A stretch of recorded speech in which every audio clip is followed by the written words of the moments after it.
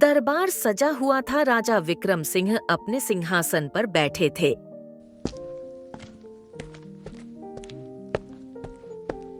राजा विक्रम सिंह, तुम्हारे राज्य कितना भी बड़ा क्यों ना हो, तुम्हारे कर्मों से तुम नहीं बच सकते। तुम्हारे पूर्व जन्म के कर्म तुम्हारा पीछा कर रहे हैं। दरबार में हलचल मच जाती है। सभी एक दूसरे की ओर हैरानी से देखते हैं। राजा स्वयं भी हैरानी से साधु को देखता है। महात्मन, आप कौन हैं और मेरे राज्य में आने का क्या कारण है? मैं वह हूँ जो भविष्य देख सकता हूँ। मैं यहाँ तुम्हें भाग्य का संदेश लेकर आया हूँ। तुम्हें कभी संतान प्राप्ति का सुख नहीं मिलेगा। तुम्हारी गोद हमेशा सुनी रहेगी। राजा के चेहरे पर चिंता और आश्चर्य के भाव आते हैं। राजा अपने सिंहासन से उठकर साधु के पास जाते हैं। ऐसा मत कहिए महात्मन। राज्य को उत्तराधिकारी की आवश्यकता है। यह एक राजा के लिए सबसे बड़ा अभिशाप होगा कि उसका वंश बेल ही समाप्त हो जाए। कृपया मुझे इस श्राप से मुक्त करें। राजन, कर्म का फल तो भोगना ही पड़ता है। पिछले जन्म में तुमने एक निर्दोष व्यक्ति पर अन्याय किया था। उसी का परिणाम यह श्राप है। तुम्हारी कोई संतान नहीं होगी। दरबार में सन्नाटा छा जाता है। सभी राजा की स्थिति को देखकर दुखी होते हैं। महात्मन, क्या कोई उपाय नहीं है? क्या कोई ऐसा मार्ग नहीं जिससे मैं अपने पूर्व जन्म के पापों का प्रायश्चित कर सकूं? साधु कुछ क्षण के लिए मौन धारण करते हैं, फिर धीरे धीरे बोलते हैं। एक उपाय हो सकता है, लेकिन वह कठिन है। तुम्हें अपने जीवन में पूरी निष्ठा और सच्चाई के साथ प्रजा की सेवा करनी होगी। तुम्हें निष्पक्ष न्याय करना होगा और कभी किसी निर्दोष पर अन्याय नहीं करना होगा। लेकिन फिर भी इस श्राप का पूरा निवारण संभव नहीं है। महात्मन, मैं अपना पूरा जीवन धर्म और न्याय के मार्ग पर चलने के लिए तैयार हूँ। राजन, याद रखना, श्राप से बचना कठिन है। यदि तुमने संतान प्राप्त होती भी है तो उसके जीवन में बहुत संघर्ष होंगे। वह तुम्हारी महल में नहीं पलेगा। यह सुनकर राजा और अधिक चिंता में पड़ जाते हैं। लेकिन तभी साधु एक रहस्यमयी मुस्कान देते हैं और वहां से चले जाते हैं। दरबार में सभी लोग चुप हो जाते हैं। राजा गहरी सोच में डूब जाते हैं। उनकी आंखों में चिंता और अनिश्चित के भाव साफ दिखाई देते हैं। क्या सच में मेरा वंश बेल समाप्त हो जाएगा? क्या मेरे पुत्र कभी मुझसे नहीं मिलेगा? दरबार में अजीब से शांति छा जाती है। सभी मंत्री एक दूसरे को देखकर फुसफुसाने लगते हैं। क्या सच में राजा के साथ ऐसा होने वाला है? साधु ने कहा है तो सच ही होगा। राजा को अब बहुत सतर्क रहना होगा।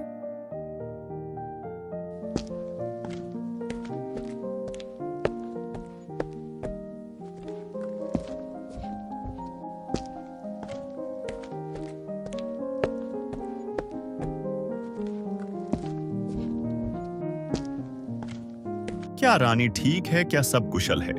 राजन, धैर्य रखें। देवी लक्ष्मी आपके घर आ रही हैं।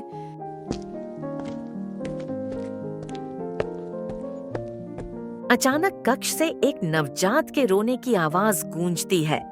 पूरा महल उस मधुर ध्वनि से भर जाता है। राजन, पुत्र जन्म हुआ है। राजा विक्रम सिंह की आंखों में आंसू आ जाते हैं। वे अंदर भागते हैं।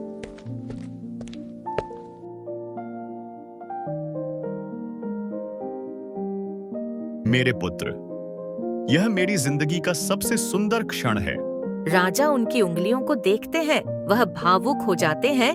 तभी राज पुरोहित आते हैं। राजन, यह अत्यंत शुभ घड़ी है। राज्य को उत्तराधिकारी प्राप्त हुआ है। पूरे राज्य में दीप जलाए जाते हैं। मिठाई बांटी जाती है। महल में उत्सव शुरू हो जाता है। महल के अंदर और बाहर ढोल नगाड़े बजाए जाते हैं। पूरा राज्य इस शुभ समाचार से आनंदित हो जाता है। तो यह हो ही गया। मैंने सोचा था कि राजा को कभी संतान नहीं होगी, लेकिन अब यह पहले रानी और उसका पुत्र पूरे राज्य का भविष्य बन गई है। तभी उसकी दासी गोरी उसके कक्ष में प्रवेश करती है।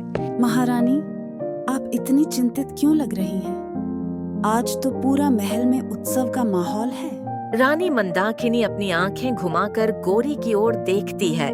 उसके होठों पर कुटिल मुस्कान आती है। हाँ, उत्सव है, लेकिन यह उत्सव मेरे विनाश का संदेश लेकर आया है। ऐसा क्यों कह रही है महारानी? तुम नहीं समझोगे गौरी। जब तक यह बच्चा जीवित है, तब तक मैं महल में एक परछाई बनकर रहूंगी। राजा का सारा प्रेम, सारा ध्यान सिर्फ उसी पर रहेगा। लेकिन नहीं, मैं ऐसा नहीं होने दूंगी। गौरी डर कर पीछे हटती है। वह मंदाकिनी के क्रूर इरादे को समझ गई थी। महारानी, आप क्या करने की सोच रही हैं? गौरी, इस बच्चे को खत्म करना होगा। गौरी का चेहरा सफेद पड़ जाता है। उसकी आंखों में भय झलक रहा था। महारानी, यह घोर पाप होगा। ये तो नवजात शिशु है। अगर तुमने मेरा हुक्म नहीं माना तो मैं तुम्हें भी मरवा दूंगी। क्या तुम अपनी जान गंवाना चाहती हो? गौरी भयभीत होकर सिर झुका लेती है। उसे पता था कि रानी मंदाकिनी जो ठान लेती है उसे पूरा करने से नहीं चूकती। गौरी रोने लगती है, लेकिन मजबूरी में सिर हिला देती है। जो आज्ञा महारानी। रानी मंदाकिनी के चेहरे पर एक शातिर मुस्कान उभर जाती है। उसे लगता है कि अब उसका रास्ता साफ हो जाएगा।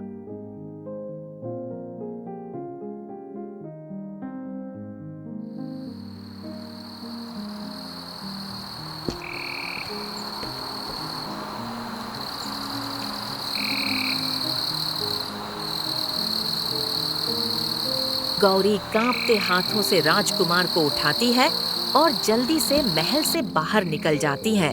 हे भगवान, यह बच्चा निर्दोष है। मैं इसे कैसे मरने के लिए छोड़ सकती हूँ? लेकिन अगर मैं रानी मंदाकिनी की बात नहीं मानी तो मेरी जान चली जाएगी। गौरी जंगल में पहुँचती है। चारों ओर अंधेरा फैला हुआ था। हल्की हवा बह रही थी। वह एक बड़े पेड़ के पास जाकर रुकती है। वह बच्चे को जमीन पर रखने ही वाली थी, लेकिन फिर उसके दिल पिघल जाता है। मैं इसे मरने नहीं दूंगी। भगवान, कृपया इसकी रक्षा करें। वह बच्चे को एक कपड़े में लपेटकर एक सुरक्षित जगह पर छोड़ती है और महल की ओर भाग जाती है।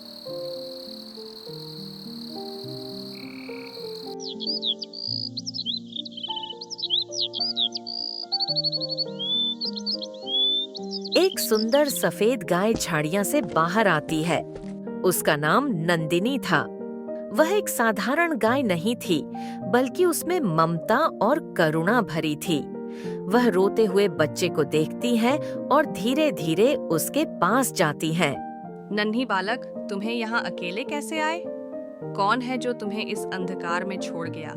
शिशु रोना बंद करता है और उसकी मासूमियत आंखों से नंदिनी को देखने लगता है। नंदिनी अपनी नरम जीभ से शिशु को चाटती है, मानो उस स्नेह दे रही हो। तभी पास से एक हिरण आती है। वह जंगल की सबसे तेज दौड़ने वाली हिरण थी और नंदिनी की पुरानी मित्र भी थी। हिरण बच्चे को देखकर चिंतित होती है। नंदिनी, ये मानव शिशु यहाँ कैसे पहुँचा? पता नहीं, लेकिन यह निर्दोष बालक हमारी शरण में आया है। हमें इसकी रक्षा करनी होगी। हिरण शिशु को देखती है और उसकी मासूमियत से प्रभावित होती है। वह सिर हिलाकर सहमति जताती है। लेकिन जंगल खतरनाक है। यहाँ जंगली जानवर इस पर हमला कर सकते हैं। जब तक मैं हूँ, इसे कोई छू भी नहीं सकता। यह अब मेरा बेटा है। नंदिनी शिशु को अपने पास सुला लेती है और उसे अपनी दूध से पोषण देने लगती है। हिरण चारों ओर पहरा देने लगती है ताकि कोई शिकारी पास न आए। धीरे धीरे शिशु बड़ा होने लगता है। नंदिनी ने उसे माँ की तरह पाला, अपना दूध से उसका पेट भरा और हिरण ने उसे दौड़ना सिखाया। नंदिनी, ये बच्चा सच में अद्भुत है। देखो, यह कितनी जल्दी बड़ा हो रहा है। इसकी आंखों में कितनी चमक है। हाँ, यह हमारा अर्जुन है। यह जंगल का बेटा है और एक दिन यह सबसे वीर बनेगा। वह अब सिर्फ एक बच्चा नहीं था, बल्कि जंगल के जीवन का हिस्सा बन चुका था। लेकिन उसे नहीं पता था कि उसकी असली पहचान क्या है और उसका भविष्य उसे कहाँ ले जाएगा। एक दिन अर्जुन नंदिनी के पास खड़ा था, तब अचानक हिरण दौड़ती हुई आई। उसकी आंखों में डर था। अर्जुन, जंगल में खतरा है। क्या हुआ हिरण माँ? कुछ जंगली कुत्ते हमारे छोटे जानवरों पर हमला कर रहे हैं। हमें कुछ करना होगा। अर्जुन नंदिनी की ओर देखता है। अर्जुन, ये तेरा जंगल है, ये तेरा परिवार है, तुम्हें उनकी रक्षा करनी होगी। अर्जुन सिर हिलाता है।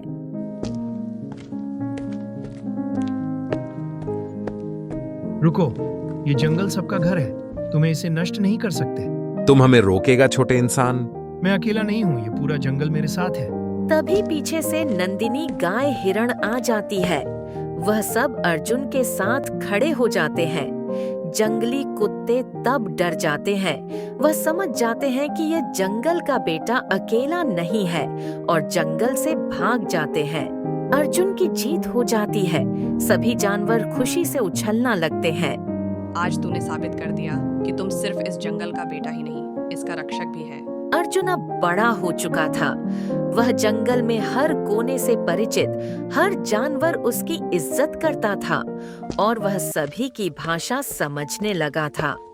वह अपनी ताकत और बुद्धिमान से जंगल में सभी का प्रिय बन चुका था। लेकिन उसकी असली पहचान अभी भी एक रहस्य थी। एक दिन अर्जुन नदी के किनारे बैठा था। वह पानी में अपना चेहरा देख रहा था। उसके लंबे घुंघराले बाल थे, बड़ी चमकीली आंखें और शरीर पर जंगल की मिट्टी लगी हुई थी। तभी नंदिनी गाय उसके पास आई। अर्जुन बेटा, क्या सोच रहा है? माँ, मैं तुमसे कुछ पूछना चाहता हूँ। पूछ बेटा। मैं बाकी जानवरों से अलग क्यों हूँ? मेरे हाथ पैर तुम्हारे जैसे नहीं है। मैं बंदर की तरह पेड़ पर कूद नहीं सकता, हिरण की तरह तेज दौड़ नहीं सकता और ना ही मैं चिड़िया की तरह उड़ सकता हूँ। नंदिनी एक पल के लिए चुप हो जाती है। वह जानती थी कि यह सवाल एक दिन जरूर आएगा। बेटा, तुम खास है, तुम सिर्फ जंगल का बेटा नहीं है, तेरी किस्मत में कुछ बड़ा लिखा है। मतलब? अभी समय नहीं आया है, लेकिन एक दिन तुझे अपनी असली पहचान खुद पता चल जाएगी। अर्जुन सोच में पड़ जाता है, लेकिन उससे पहले कि वह कुछ और पूछता, अचानक जंगल में शोर मच जाता है। हिरण दौड़ते हुए आती है। अर्जुन, जंगल में कोई अजनबी आया है। अर्जुन ने दूर से कुछ घोड़े दिखाई देते हैं। कुछ सैनिक और एक राजा सुनहरे वस्त्र पहने खड़े थे। यह राजा विक्रम सिंह थे, जो अपने सैनिकों के साथ जंगल में शिकार के लिए आए थे। अर्जुन पीछे खड़ा होकर उनकी बातें सुनने लगता है। महाराज, यह है जंगल बहुत घना है। क्या हमें और आगे बढ़ना चाहिए? हमें यहाँ की प्रकृति का सम्मान करना चाहिए। जंगल हमारे राज्य का अभियान हिस्सा है। हमें बिना कारण शिकार नहीं करेंगे। अर्जुन उनकी सारी बातें सुन रहा था। उसे राजा की बातें अजीब लगी, क्योंकि जब तक उसने इंसानों को केवल जानवरों के लिए खतरा बनते ही देखा था, तभी अचानक एक सैनिक ने सामने एक हिरण को देखा और धनुष पर तीर चढ़ा दिया। जैसे ही सैनिक तीर छोड़ने वाला था, अर्जुन पीछे से वहां आया। रुको, ये जंगल तुम्हारा नहीं है, ये मेरा घर है। सैनिक अचानक पीछे हट गया। किसी ने भी यह उम्मीद नहीं की थी कि जंगल में ऐसा जंगली लड़का मिलेगा। अर्जुन के चेहरे पर गुस्सा और आत्मविश्वास की चमक थी। राजा विक्रम ने अर्जुन को ध्यान से देखा। उसकी चाल, उसके आत्मविश्वास और उसकी आंखों में गहरी चमक ने राजा को कुछ सोचने पर मजबूर कर दिया। बालक, तुम कौन हो और इस जंगल में अकेले क्या कर रहे हो? मैं अर्जुन हूँ। यह जंगल मेरा घर है और यहाँ के जीव मेरे परिवार हैं। मैं किसी को नुकसान नहीं पहुंचाने दूंगा। राजा मुस्कुराए। उसने अर्जुन की निडरता अच्छी लगी, लेकिन वह अभी भी सोच रहे थे कि यह बालक कौन है। तभी राजा की नजर अर्जुन के गले में पड़ी एक छोटी सी ताबीज पर गई। वह ताबीज कुछ अलग थी, एक राजसी चांद से बनी हुई, जिस पर एक विशेष चिन्ह अंकित था। राजा को झटका लगा। यह ताबीज उन्होंने अपने पुत्र को उसके जन्म के समय दी थी, जो वर्षों पहले खो गया था। ये ताबीज, ये तो हमारे राज परिवार की निशानी है। अर्जुन ने राजा को घुराया। उसे यह समझ नहीं आ रहा था कि यह व्यक्ति क्यों उसकी ताबीज को पहचान रहा है। तभी राजा ने धीरे से अर्जुन की ओर कदम बढ़ाया। बालक, तुम्हें यह ताबीज किसने दी? ये मुझे तब से मिली थी जब मैं छोटा था। गाय नंदिनी कहती हैं कि ये मेरे पहचान का हिस्सा है। राजा के मन में संदेह और भी बढ़ गया। उसने अर्जुन के चेहरे को ध्यान से देखा। उसकी आंखों बिल्कुल वैसी ही थी जैसी रानी सौम्या की थी। उसके मन में भावनाओं का ज्वार उमड़ने लगा।